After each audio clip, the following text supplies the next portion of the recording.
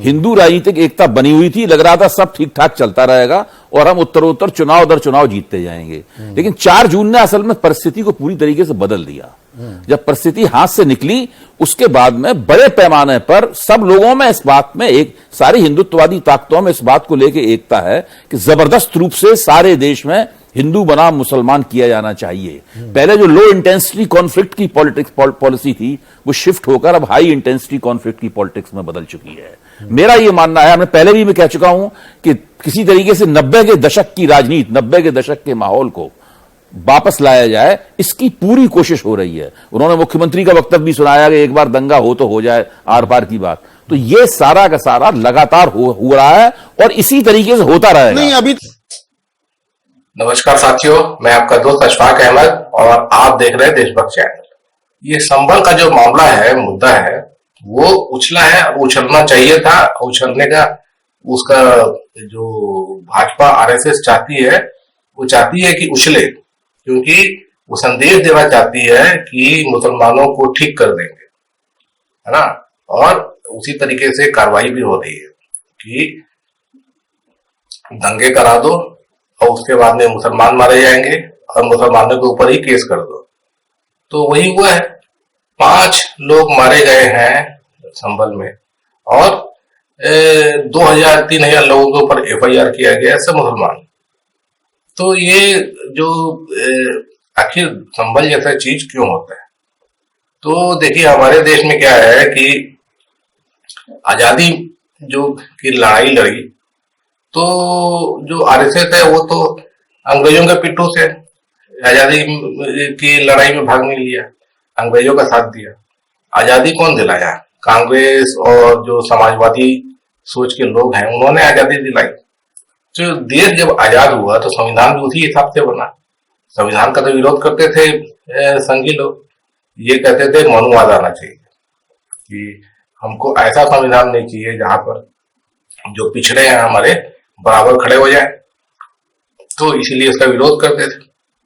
लेकिन चूंकि जो कांग्रेस और समाजवाद सोच के लोग जो थे, उन्होंने आजादी दिलाई, तो और जनता भी जो हमारे देश में है वो उसी सोच, यही सोच रखती है।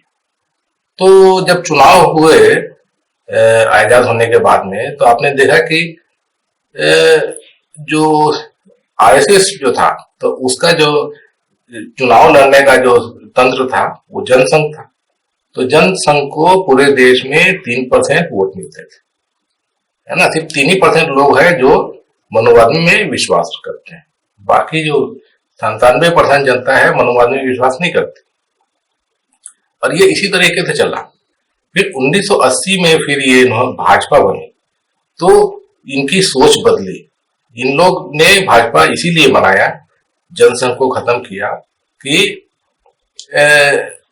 ऐसे तो वोट नहीं मिलता है, तो कुछ ऐसा करो कि हमको वोट मिलने लगे।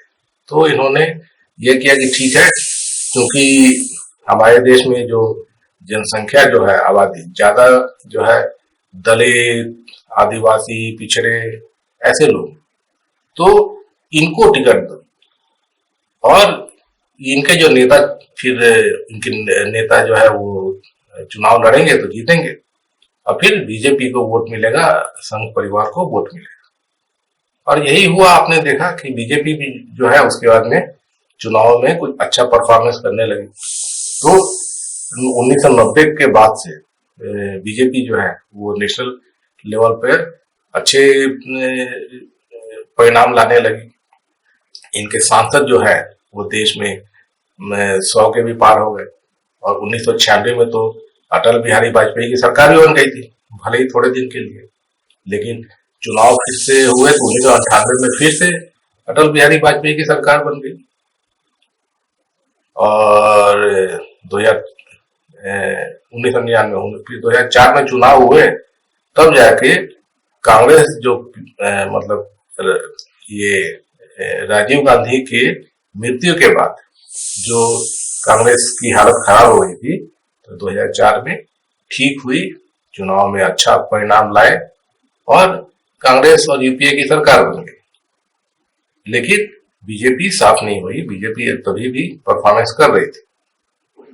अब फिर उसके बाद 2014 देखिए, 2014 में इन्होंने मोदी जी को प्रधानमंत्री का कैंडिडेट चुन लिया आरएसएस ने। तो उसके पीछे वजह यह थी कि मोदी जी बताए कि मैं ओबीसी प्रोजेक्ट करूंगा अपने आप को और फिर पिछड़ों का वोट मिलेगा। तो यूपी बिहार में तो जो ओबीसी हैं 50% से ज्यादा है और बाकी भी अलग अलग राज्यों में अच्छी आबादी। तो ये स्ट्रेटजी जो है, जबकि आरएसएस जो है कभी भी पिछड़ों को टॉप पोजीशन पे नहीं लाएगी, लेकिन अब मजबूरी है तो ऐसे प्रोजेक्ट करो। वैसे मोदी जी खुद ओबीसी नहीं है, वो जो मोदी जो सरनेम होता है तो एक मोदी घांची होता है, वो होता है ओबीसी। लेकिन मोदी जी ने बता दिया कि मैं ओबीसी हूं, ऐसे पूरे देश में फैलाया। 2014 के चुनाव में बताते थे कि मैं गरीब चाय वाले का बेटा हूं, पिछड़ा हूं, मैं पिछड़ों का दर्द समझता हूं और मैं आऊंगा तो ये जितना भी जो पूरे देश में कांग्रेस भ्रष्टाचार करती है, काला धन जो है स्विट्जरलैंड में जमा करती है, वो सब मैं लेके आऊंगा। 15-15 लाख न्यू आ जाएंगे और मैं हर साल 2 करोड़ नौकरियां दूंगा, किसानों की आय दोगुनी कर दूंगा और बहुत सारे नए नए शगुफे छोड़ेंगे। तो उसका परिणाम ये हुआ कि बीजेपी जबरदस्त तरीके से वापसी करी और अपने बल पर सरकार बनाने के लिए सीट आ गई।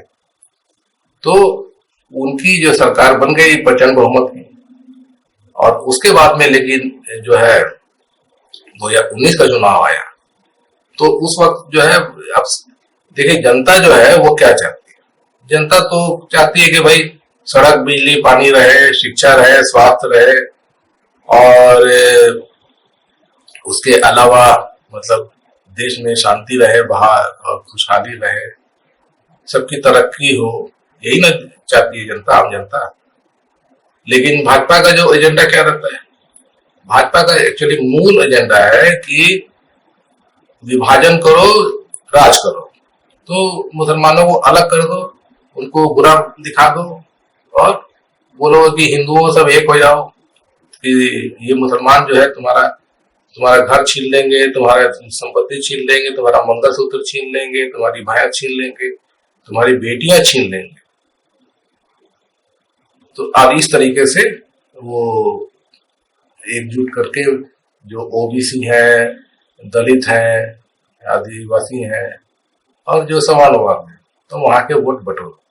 लेकिन ऐसा होता नहीं और आज भी नहीं हो रहा है। तो इनकी जो मंशा है तो वो फेल हो जाती है। तो जब भाजपा कब जीतती है, जब रेवड़ियां बांटती हैं या रेवड़ियों का झांसा देती हैं। तो 2014 में तो मोदी ने झांसा दिया रेवड़ियों का, लेकिन झांसा तो हर साल चलेगा नहीं। अब फिर 2019 के जो लोकसभा चुनाव हुए तो उसमें अब क्या पैतरा चलना चाहिए। तो इंटरनल सर्वे ये कह रहे थे कि बीजेपी हार जाएगी क्योंकि मोदी जी ने कोई भी वादा पूरा नहीं किया। 100 स्मार्ट सिटी, किसानों की आय दुगनी, 15 लाख हर अकाउंट में 2 करोड़ नौकरियां, वो सब तो मोदी जी ने कुछ कर नहीं पाए। तो ये नया पैतरा चले जो पुलवामा में हमला कराया गया या हुआ, उसको पूरा मोदी जी ने बनाया कि देश पे हमला हुआ है, मैं बदला लूंगा। और उसके बाद में पाकिस्तान में बोले कि सर्जिकल स्ट्राइक किया है, वहां पर आतंकवादियों को मार गिराया है, ऐसा पूरा वीडियो फुटेज पूरा दिखाया। तो जनता जो है इस बार इस झांसे में आ गई, फिर से वोट दे दी बम्पर। इस बार और ज्यादा वोट आ गए, अब तो और ज्यादा बीजेपी की सीटें मिल गई थी। तो ये झांसा जो है 2 बार जनता झेल ली। लेकिन अब 2024 का चुनाव हुआ तब क्या हुआ, तो 2024 का लोकसभा चुनाव हुआ तो जनता समझ गई कि मोदी जी के बस का कुछ नहीं है, तो मोदी जी कोई भी चाल चलने से काम नहीं आएगा। तो इन्होंने सोचा कि राम मंदिर के नाम पर वोट मिलेगा, तो राम मंदिर का भव्य उद्घाटन होना चाहिए, दुनिया का एकदम अजूबा बनाएंगे अयोध्या में, इस तरह का सब डंका पीटे। लेकिन वोट नहीं आया और मोदी की पूर्ण बहुमत की सरकार भी नहीं बनी। वो तो मतलब नीतीश कुमार और चंद्रबाबू नायडू का समर्थन मिल गया तो सरकार बन गई, नहीं तो कहां बनती थी। तो अब आरएसएस बीजेपी को ये समझ में आ रहा है कि ये सब चीजें जो है, जो उनका जो एजेंडा है वो चलता नहीं। तो क्या चलता है, तो देखिए जैसे गुजरात में जो दंगे हुए थे, मतलब बड़े स्केल पे दंगे करो तब जाके ध्रुवीकरण पूरा होता है। तो गुजरात में मोदी जी ने दंगे करवाए 2002 में, तो चुनाव जीत गए। यूपी में मुजफ्फरनगर के दंगे कराए 2013 में, तो वहां पे यूपी में बीजेपी मजबूत हो गई। वेस्टर्न यूपी में जहां बीजेपी बिल्कुल नहीं थी, वहां पर मजबूत हो गए, अभी भी वहां पे ज्यादा सीट मिल रही। तो दंगे कराओ तभी बीजेपी का सर्वाइवल है, वरना सिर्फ हिंदू मुसलमान से मुंह से जवानी खर्च कर दो तो नहीं होता है, वोट नहीं मिलते। तो संभल का जो दंगा है वो इसी का परिणाम। ये जो चुनाव अभी जो राज्यों के हुए, तो हरियाणा में कांग्रेस को और बीजेपी को बराबर बराबर परसेंटेज ऑफ वोट मिले। अब बीजेपी को सीटें ज्यादा मिल गई, कांग्रेस को कम मिल गई। वजह कुछ भी हो, लेकिन एक वजह ये भी है कि धांधली भी हुई है। तो कांग्रेस ने चुनाव आयोग को लिखित रूप में देके ये कहा कि आप वीवीपैट का रिकाउंटिंग कराओ, और करीब 17 सीटों पर, लेकिन चुनाव आयोग अभी तक कुछ नहीं किया। महाराष्ट्र और झारखंड का देख लीजिए, झारखंड में भी तो योगी जी गए थे, मोदी जी गए थे, पूरा कटेंगे बटेंगे करते रहे, लेकिन क्या हुआ, तो झारखंड में तो बहुत बुरी तरह आ गई भाजपा। महाराष्ट्र में क्यों जीती, तो यहाँ भी धांधली हुई है। अभी एक वीडियो आया था, उसमें गांव वाले बोल रहे हैं कि हम तो पूरा कांग्रेस को वोट दिए थे, और कांग्रेस को 0 वोट मिले वहां पे। कैसे मिले? उसी तरीके से जो लोग बता रहे थे कि ईवीएम, जैसे कि फहद अहमद करके हैं, तो वो चुनाव लड़े अनुशक्ति नगर, तो उन्होंने कहा कि वो आगे चल रहे थे, लेकिन जब भी एक फिर ईवीएम आया जो 99% चार्ज था, मतलब दिन भर वोटिंग होती है, तो वो तो बैटरी से चलता है ईवीएम, है ना, वो बिजली से कनेक्टेड नहीं होता, तो बैटरी तो डिस्चार्ज होगी ना, तो बैटरी जो है वो खत्म हो जाना चाहिए पूरा दिन भर के वोटिंग के बाद। लेकिन यहाँ 99% चार्ज थी, तो कैसे? तो वो बताया कि जिसमें बैटरी ज्यादा 99% चार्ज थी, उसमें बीजेपी को पूरे 2/3 वोट आज जा रहे थे। तो ये धांधली है, और ये अभी कांग्रेस, शिवसेना, उद्धव गुट और शरद पवार गुट, ये चुनाव आयोग को अप्रोच किए हैं। 150 सीट पे धांधली हुई है। अब चुनाव आयोग देखिए, जब हरियाणा का अभी तक नहीं दिया, महाराष्ट्र कैसे दे देगा? तो सुप्रीम कोर्ट पे जाने की तैयारी है। ये धांधली हुई है। तो ये जो जीत जो बता रहे हैं कि कटेंगे बटेंगे से और एक है तो सिर्फ वोट मिला है, वो पूरा बोगस बयान है।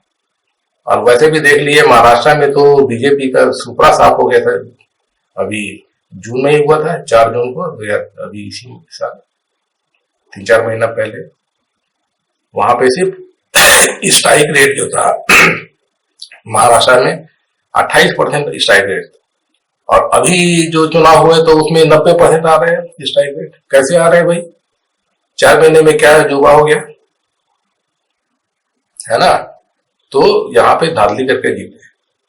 तो आरएसएस का क्या मंसूबा है कि ये अगर चुनाव जीतना है देश में, तो सिर्फ बड़े स्केल पर दंगे होंगे तभी चुनाव जीता जा सकता है, वरना नहीं जीता जा सकता। तो यूपी में जो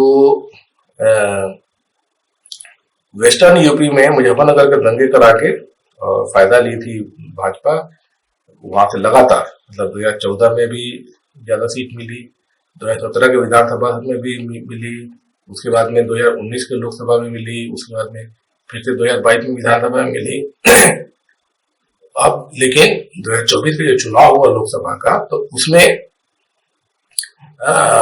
जो पूरी सीटें आई हैं यूपी में बहुत कम हो गई, और समाजवादी पार्टी सबसे बड़ी पार्टी बन के उभरी।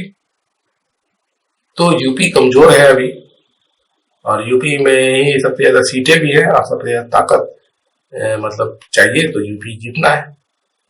तो यूपी में अभी माहौल बनाते रहो इस तरीके से, तभी जाके भाजपा को, जैसे कि चुनाव लोकसभा का हो चाहे विधानसभा का हो, उसमें जीत मिल सकती है, वरना नहीं।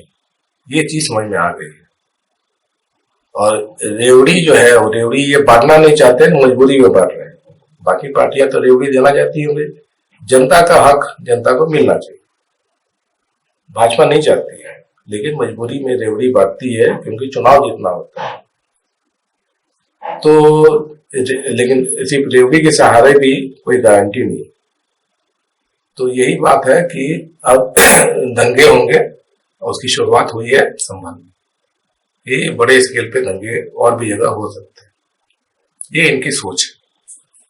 और संभल में जो दंगे होंगे उसकी वजह वही है।